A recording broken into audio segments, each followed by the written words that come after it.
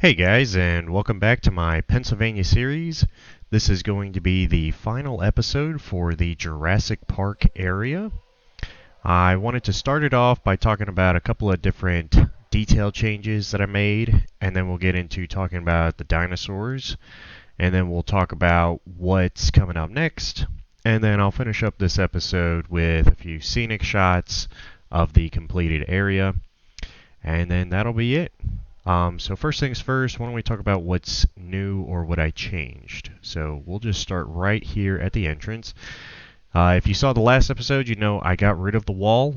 Obviously, it is gone. I did not really like the way it looked, and instead I'm kind of opting for a natural barrier with a little hill, mountain. It's really more of a hill, I guess, but, whatever. I will probably do another mountain hill thing over here, but I have to wait because we got to get this part of the park designed first, and I don't want to start doing a bunch of terrain detailing without having at least done some sort of layout over here. So this is to be continued. But anyway, with the entrance, I got rid of the walls, and I went ahead and added another gate on the other side. I felt like it looked kind of cool, so that way no matter which way you're coming in or going out, you still get that cool, awesome look. I really wish that we had a Jurassic World version because I absolutely would have done Jurassic Park leading into Jurassic Park and then Jurassic World leading back into Jurassic World. But sadly, for whatever reason, we don't have that. Maybe one day, but for now, I'm just going to go with that. I still think it looks really cool. And then I added in a few little extra torch lanterns on the sides here. Let's see. Let's come back to the Raptor exhibit for just a second. So, as I said in a previous episode, this is strictly display. There is nothing going on here. Basically, it's just a way for me to include the Raptor paddock. So, guests will come back here. It's almost like a museum piece. Let's just look at it that way. So, I went ahead and included some planted palm trees. Now, obviously, this is Pennsylvania.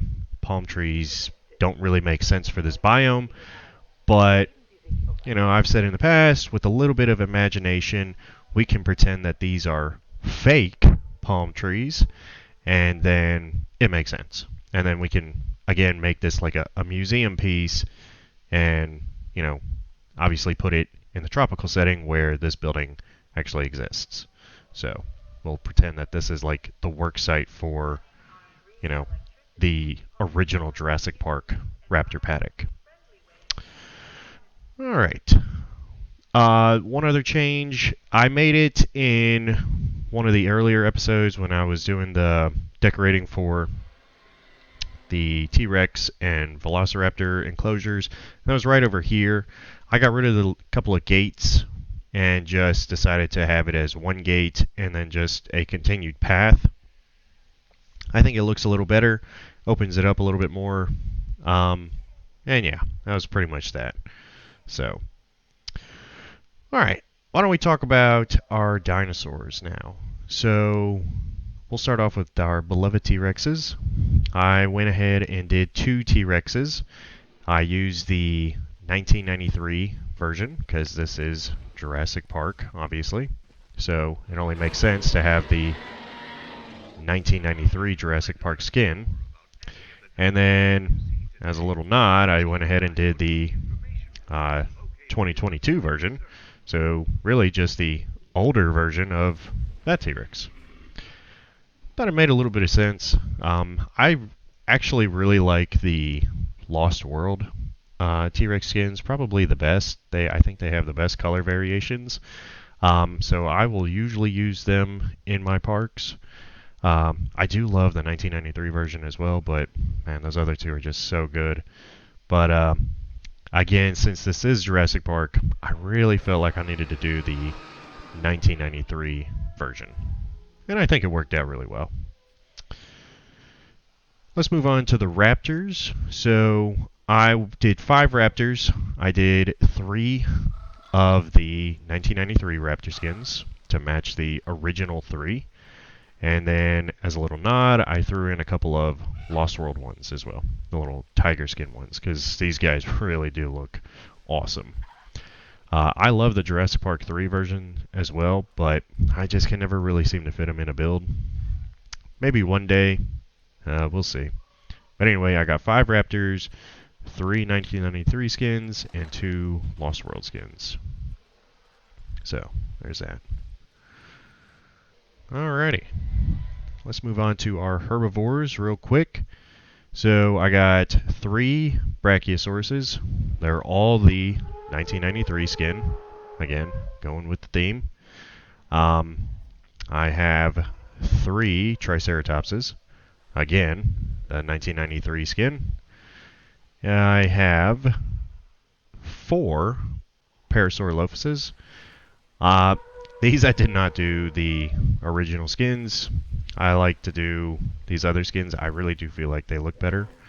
You know, they're a little bit more vibrant, and I just feel like they match what I'm used to as far as a Parasaurolophus looking like. So I went with Mangrove Forest and Rana.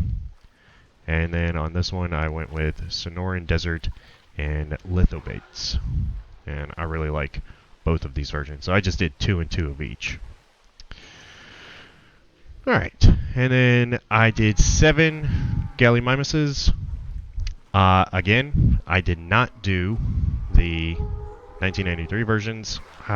For the Parasaurolophus and the Gallimimus, I just didn't really like those skins as much. So, you know, I was trying to stick with those skins as much as possible, but again, I'm going to try to go with what actually looks better, and I felt like the 1993 versions weren't as amazing. So anyway, I did a couple of Great Sandy Deserts with Chaucoranas, whatever. I did a few of those. Let's see if I can find another one here. This one is Mangrove Forest and Pelophylax. I think I did 3 of these guys and then 2 of each of the others. And I think this is the last one. Let's see. Nope, I already did that one. 2 of those, 3 of those. I don't know if I can find the other 2. Here we go. And then these 2 guys. So these are Death Valley and Rana.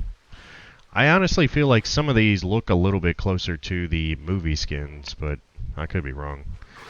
But I like these better. I think they look a little better. I like the stripes more.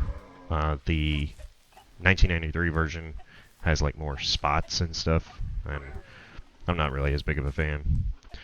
So anyway, that's all the dinosaurs. Sadly, I was not able to get Dilophosaurus in here. It would have been awesome, and then we could have had all 7 original species, but it's a tight space and I just didn't have the room. So maybe in a future build. Speaking of future building, let's talk about what I want to move on to next. So we have finished Jurassic Park, and now I'm going to come back to kind of one of the earlier parts of the park. I'm probably going to do some updating to the parking lot, actually. I think I want to include another water feature, and I want to do something a little bit different. So probably going to extend this road down this way and then make it connect in here.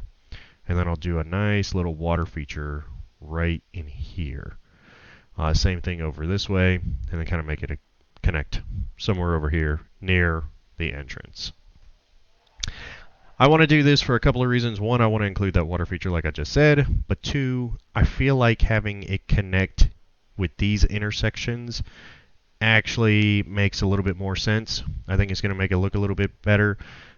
This is supposed to be a drop-off point, so you know, guests will drive their vehicles up in here, drop off their, you know, family or whoever.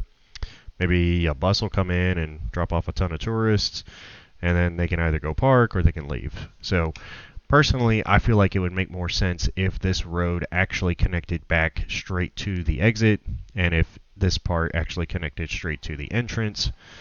So I'm going to try to make that work.